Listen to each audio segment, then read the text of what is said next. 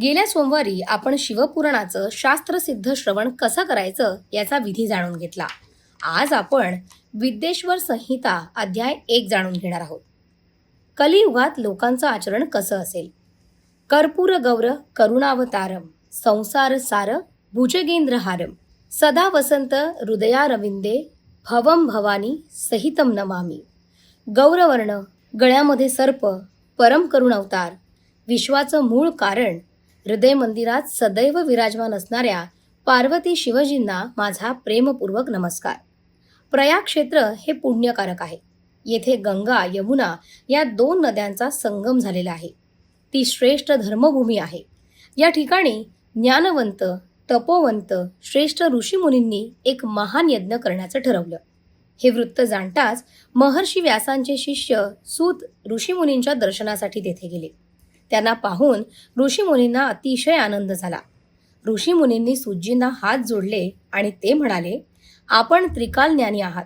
आपणाकडून अनेक गोष्टी आम्हा समजून घ्यायच्या आहेत. भविष्य काळात मानव समाजाचं कल्याण व्हावं यासाठी आपण आम्हाला मार्गदर्शन करावं. हे मुनिश्रेष्ठ, पुढे तरी कलियुग येणार आहे. त्यावेळी पाप वाढेल, लोक दुराचारी बनतील, लोक नास्तिक होतील, जे आपणास कळतं त्यालाच सत्य मानतील, धर्मशास्त्राचा अभ्यास करणार नाहीत. नैसर्गिक आपत्तींना त्यांना मोठ्या प्रमाणात तोंड द्यावं लागेल. ब्राह्मण लोक देखील लोभी बनतील.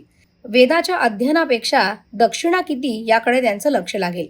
पैशांसाठी विविध गोष्टींचा अभ्यास करतील आणि समाजाची फसवणूक करतील. ते स्नान संध्या विसरून जातील. ब्रह्म सर्वत्र समप्रमाणात आहे याची त्यांना जाणीव राहणार नाही. ते समाजाला भलत्याच मार्गाने नेण्याचा प्रयत्न करतील. सर्वच लोक व्यभिचारी, दुराचारी आणि पापी होतील. धर्माचा विचार न करता अर्थ आणि काम इकडेच त्यांचं लक्ष लागेल. एकमेकांशी वितंड वाद करत बसतील. स्त्रिया देखील दुराचारी बनतील. पतीचा अपमान करतील. मोठ्या मंडळींचा मान ठेवणार नाही. लोकांची विवेकबुद्धी नष्ट होईल. त्यांना इहलोकी आणि परलोकी देखील सुख शांती लाभणार नाही. कलियुगातील लोकांबद्दल आमच्या मनात करुणा निर्माण झाली आहे. तरी कलियुगात त्यांचे पाप कशाने नष्ट होईल याबद्दल आपणच आम्हाला प्रभावी उपाय सांगावे. आपल्यावरती आमची पूर्ण श्रद्धा आहे.